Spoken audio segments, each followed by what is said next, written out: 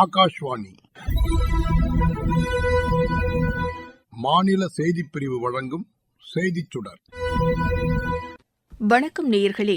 இன்றைய செய்திச் சுடர் நிகழ்ச்சியில் மக்களின் மனதை வென்ற மத்திய அரசின் திட்டங்கள் வரிசையில் அடல் ஓய்வூதிய திட்டம் குறித்த இரண்டாவது பகுதி இடம்பெறுகிறது. இந்த திட்டம் குறித்து நம்மிடையே பல்வேறு தகவல்களை பகிர்ந்து கொண்டுள்ளார் ஓய்வு பெற்ற வங்கி அதிகாரி திரு ரவிசங்கர் பத்மநாபன். முதல் பகுதியில இந்த திட்டம் யாரை முதன்மையாக கொண்டு தொடங்கப்பட்டது, வயது தகுதி, காப்பீட்டுத் தொகையை எவ்வாறு செலுத்துவது, ஓய்வூதிய தொகை எந்த வயதிலிருந்து வழங்கப்படும் என்பன உள்ளிட்ட பல்வேறு தகவல்கள் குறித்து நம்ம பேசணும். இப்ப இரண்டாவது பகுதியில பிற ஓய்வூதிய திட்டத்திற்கும் இந்த திட்டத்திற்கும் உள்ள வேறுபாடு, இதன் நம்பகத்தன்மை, அமைப்பு சாரா தொழிலாளர்களுக்கு இந்த ஓய்வூதிய திட்டம் வழங்கியுள்ள முக்கியத்துவம் என பல்வேறு தகவல்கள் குறித்து பேச போறோம். வணக்கம் சார். வணக்கம். பங்களிப்பு தொகையை செலுத்தி வர ஒருத்தர் இடையில உயிர் இழந்துட்டார் அப்படின்னா அந்த திட்டத்தோட நிலை என்ன சார்? அந்த சந்தாதாரருடைய குடும்ப உறுப்பினர்களுக்கு இதுல என்ன நன்மைகள் வழங்கப்படுகிறது சார்? அவர் இறந்து விட்டார் அப்படின்னா அவங்க நாமினி போட்டிருந்தாங்கன்னா மனைவி முழு பணத்தையும் எடுத்துக்கொள்ளலாம். ஆர் அந்த மனைவி இல்லைங்க நான் கண்டினியூ பண்றேன், எனக்கு 60 வயசு வரைக்கும் போகட்டும்னா அவங்க கண்டினியூ பண்ணலாம் இந்த சிஸ்டத்தை. இவருக்கு முன்னாடியே மனைவியும் போயாச்சு அப்படின்னா இவர் வேற யாரும் நாமினியா போட்டிருக்காங்க, அவங்க இந்த ஸ்கீமை கண்டினியூ பண்ணலாம். இல்லை ஸ்கீமில் நாங்கள் இல்லை விட்ரா பண்ணிக்கிறோம் சொல்லலாம். நாமினி போடவில்லை அப்படின்னா இவருடைய வாரிசுதாரர்கள் அவங்க நாங்கள் தான் வாரிசுதாரர்கள் அப்படின்னு சொல்லி லீகல் ஏர்ஷிப் டாக்குமெண்ட்லாம் கொடுத்து அதுக்கப்புறம் பேங்க் மட்டும் இல்லை மேலே எல்லாத்தையும் கவர்மெண்ட்டுக்கு அனுப்புவாங்க. அவங்க அப்ரூவ் பண்ணணும். அப்ரூவ் பண்ணால் பேங்க்லேருந்து பணத்தை கொடுக்க போகிறோம். கொடுக்கறது யார்? Central government. இதில் இன்பிட்வீன் பேங்க்குக்கு ஒன்றும் இல்லை. உங்கள் அக்கௌண்ட்டை பேங்க் இஸ் மெயின்டைனிங் இட், அவ்வளோதான். மாதம் 60 வயசு ஆனதுக்கப்புறம் 5000 ரூபாய் வரப்போகிறது. பேங்க்கு கொடுக்க போகிறதில்ல, சென்ட்ரல் கவர்மெண்ட்லேருந்து உங்கள் அக்கௌண்ட்டுக்கு ஆட்டோமேட்டிக்காக வந்துடும் பணம். நீங்கள் தான் வாரிசுதாரர் அப்படின்னு லீகல் ஏர்ஷிப் சர்டிஃபிகேட் அதையெல்லாம் கொடுத்து ப்ரூவ் பண்ணதுக்கப்புறம் நீங்கள் முடிவு பண்ணிக்கோங்க, கண்டினியூ பண்ணுறீங்களா இல்லை கண்டினியூ பண்ணலாம் விட்ரா பண்ணிக்கோங்க அந்த பணத்தை. ஒருத்தரால தொடர்ந்து கட்ட முடியல, ஒரு 15 வருஷம் கட்டிட்டாரு, ஒரு 5 வருஷம் கட்ட முடியல, அப்போ அந்த திட்டத்துல நம்ம கட்டின தொகை என்ன ஆகும், அதோட நிலை என்ன சார்?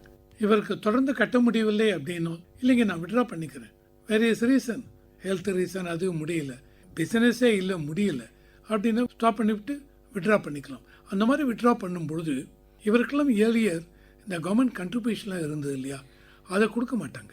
நீங்கள் எவ்வளோ பணம் போட்டீங்க அதுக்கு இவ்வளோ நாளைக்கு எவ்வளோ வட்டி உங்கள் அமௌண்ட்டை உங்களுக்கு திருப்பி கொடுத்தோம், அதை மட்டும்தான் கொடுப்பாங்க. ஆமாம், ஓய்வூதியம் கிடைக்காது.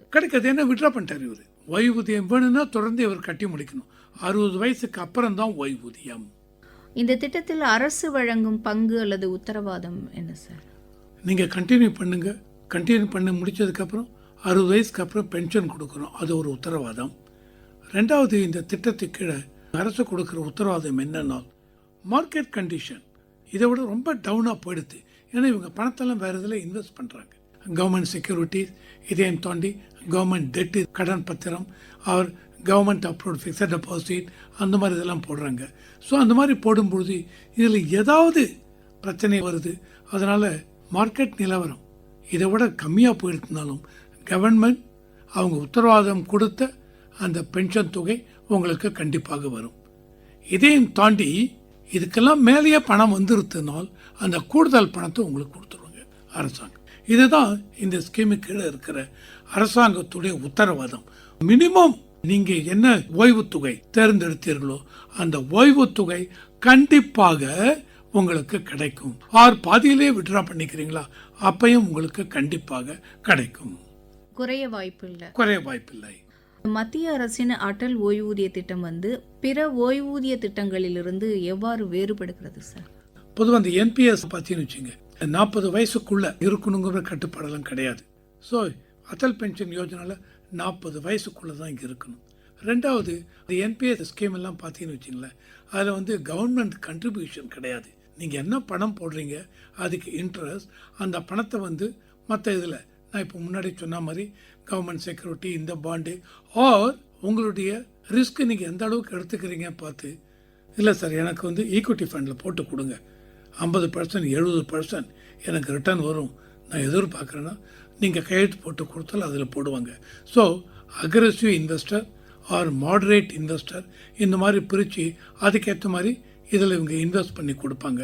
ஆனால் இந்த ஸ்கீமில் பார்த்தீங்கன்னு வச்சுங்க, எல்லாமே கவர்மெண்ட் செக்யூரிட்டி, பாண்டு, கடன் பத்திரம், அரசாங்கம் இது. அதில் போடுறதுனால பெரிய வாலட்டிலிட்டி இருக்காது. உங்களுக்கு குறிப்பிட்ட இந்த பணம் கண்டிப்பாக வந்துடும். மற்ற ஸ்கீமில் பார்த்தீங்கன்னு வச்சுங்க, அதிகமாகவும் வரலாம், குறைவாகவும் வரலாம், சொல்ல முடியாது. இது ரொம்ப முக்கியங்க. குறைந்த வருமானம் உடைய ஒருவருக்கு இந்த திட்டம் எந்த வகையில் உதவியாக இருக்குது சார்? பிற தனியார் காப்பீட்டு நிறுவனங்கள் எல்லாம் அணுகி ஒரு பெரிய தொகையை கட்ட முடியாது.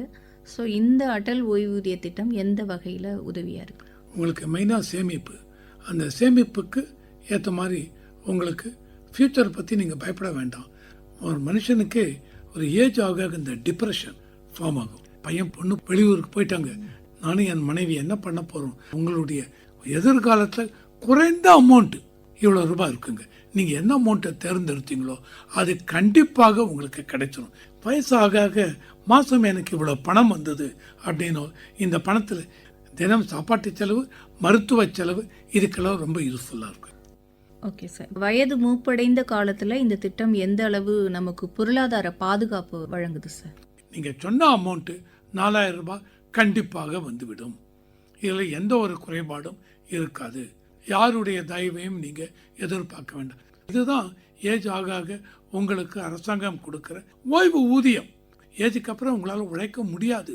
இன்னைக்கு பார்த்தீங்கன்னு வச்சுங்க, 70 வயசு 75 வயசையும் தாண்டி உழைக்கிறாங்க. அவங்களுக்கு அந்த சம்பளமும் வரும்.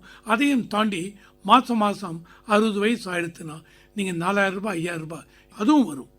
ஸோ இது வந்து கூடுதல் அமௌண்ட். அண்ட் இதில் பார்த்தீங்கன்னு வச்சுங்க, கடைசி வரைக்கும் வரும், நீங்கள் இறக்குற வரைக்கும் உண்டு. அதுக்கப்புறம் அவங்களுடைய மனைவிக்கு வருமா? ஆமாம்.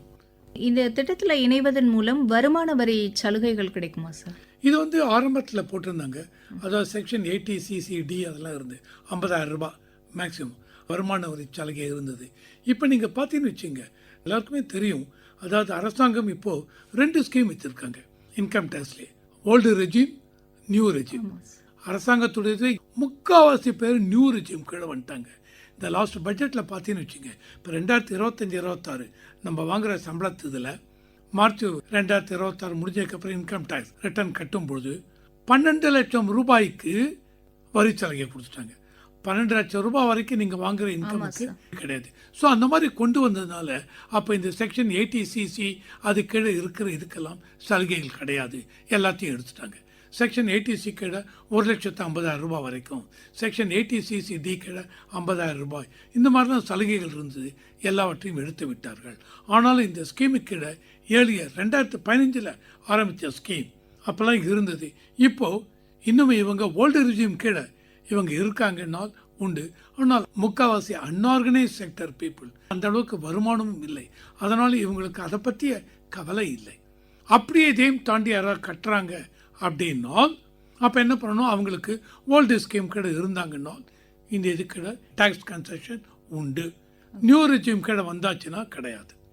இந்த திட்டத்தில் இணைந்துள்ள ஒருவருக்கு இதனை செயல்படுத்தும் அரசாங்கத்திற்கும் ஒரு சிக்கல் ஏற்படுது அப்படின்னா இது எப்படி களையப்படுகிறது சார்? இது வந்து களையப்படுறதுக்கு டைரெக்டாக அந்த பேங்க் பிரான்ச்சில் போய் பேசி அவங்க மூலம் சிஸ்டம் டைரெக்டாக இவங்களை கான்டாக்ட் பண்ணலாம் அரசாங்கத்தை. தவணை தொகை வரல, பங்களிப்பு தொகை வரல அப்படின்னா அந்த பர்டிகுலர் இதில் ஈவன் யோகாட் மொபைல் எல்லாமே ஆப் வந்து அந்த ஆப் மூலம் அப்டேட் பண்ணலாம். இதையும் தாண்டி உங்களுக்கு டைரெக்டாக ஹெல்ப்லைன் நம்பர் உண்டு, அந்த நம்பரை கான்டாக்ட் பண்ணலாம். ஆனால் இது வந்து அன்ஆர்கனைஸ் செக்டர்னு வரைச்சி அவங்களால இந்த அளவுக்கு செய்ய முடியுமா தெரியாது. அப்போ கண்டிப்பாக இவங்க என்ன பண்ணணும், எந்த பேங்க்கில் அக்கௌண்ட் வச்சுருக்கணும் அவங்கக்கிட்ட போய் சொல்லணும். அவங்க then they have to take up unorganise sector people. அந்த அளவுக்கு செய்ய முடியுமா? முடிஞ்சால் well and good. Central officer sanction வந்தால் கொடுப்பாங்க. ஈக்குவல் டு இப்போ ரயில்வே பென்ஷன், கவர்மெண்ட் பென்ஷன், எல்லா பென்ஷனும் பேங்க்கில் தான்.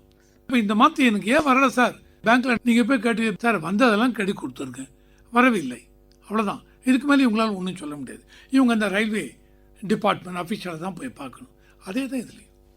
இந்த திட்டம் குறித்த விழிப்புணர்வை ஏற்படுத்தும் வகையில் அரசாங்கம் என்னென்ன நடவடிக்கைலாம் எடுத்துட்டு இருக்காங்க? நிறையா வந்து அரசாங்கம் ஃபேஸ்புக் மூலம், இன்ஸ்டாகிராம் மூலம் இந்த திட்டத்தில் மெயினாக லேடிஸும் நிறைய பேர் இருக்காங்க. இந்த திட்டத்தின் மூலம் ஓய்வூதியம்னா என்ன, அன்ஆர்கனைஸ் செக்டர் பீப்புளுக்கு எந்த அளவுக்கு இது பயனடைகிறது அப்படின்னு இந்த திட்டத்தை கிராமத்தில் கூட கொண்டு போய் அவங்க கிட்ட பரப்புறாங்க. கிராமத்து ஆஃபீஸ் மூலம் பரப்புகிறாங்க, ஃபேஸ்புக் மூலம் பரப்புகிறாங்க, அண்டு கிராம அஃபீஷியல்ஸ் மூலம் பரப்புகிறாங்க, சிட்டி இங்கெல்லாம் கூட இதை கொண்டு வராங்க. ஸோ மெயினாக வந்து தேர் யூஸிங் தி சோஷியல் மீடியா. ஏன்னா இன்றைக்கி பார்த்தீங்கன்னு வச்சுங்க, ஃபேஸ்புக் பார்க்காத ஆளே கிடையாது. இன்ஸ்டாகிராம், மறுபடியும் அன்ஆர்கனைஸ்ட் செக்டர் வரும்பொழுது அவங்களுக்கெல்லாம் எப்படி தெரியும் அப்படிங்கிறச்ச இம்பார்ட்டன்ட் பிளேசஸில் கொண்டு போயிட்டு ஒரு எக்ஸிபிஷன் மாதிரி கண்டக்ட் பண்ணி அதுலேயும் இந்த திட்டம் என்ன அளவுக்கு பயன் அடையுங்கிறத இவங்க சொல்கிறாங்க.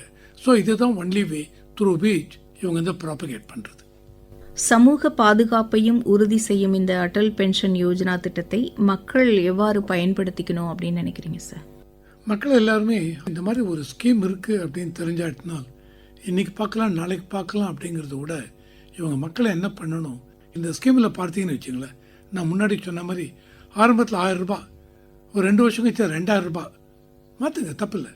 4 வருஷம் கழிச்சு 3000 ரூபாய் மாற்றிக்கலாம், தப்பில்லை. அந்த அளவுக்கு உங்களுக்கு ஆப்ரேஷனல் கன்வீனியன்ஸ் கொடுத்துருக்காங்க.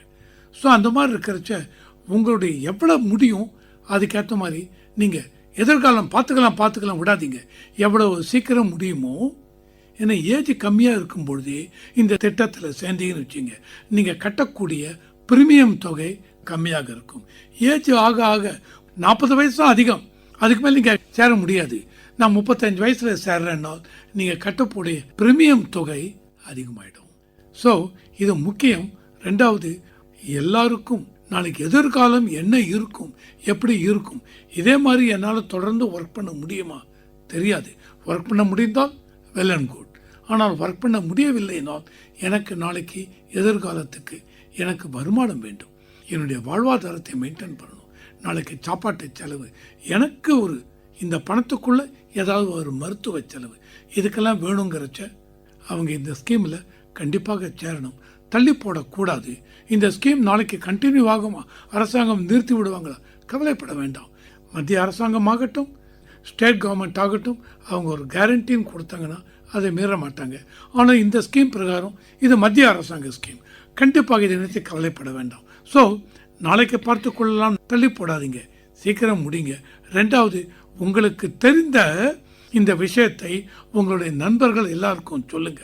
பிசினஸ்ல இருக்க மற்றவங்களுக்கும் சொல்லுங்க. வேலை பார்க்குறவங்க எல்லாரையும் கொண்டு வந்து மெயின்லி அன்ஆர்கனைஸ்ட் செக்டர் பீப்புளுக்கு இந்த மாதிரி நாளைக்கு 60 வயசுக்கு மேலே நமக்கு இந்த மாதிரி ஓய்வு ஊதியம் வேணும்னால் இன்னைக்கு இந்த மாதிரி ஒரு ஸ்கீம் இருக்கு.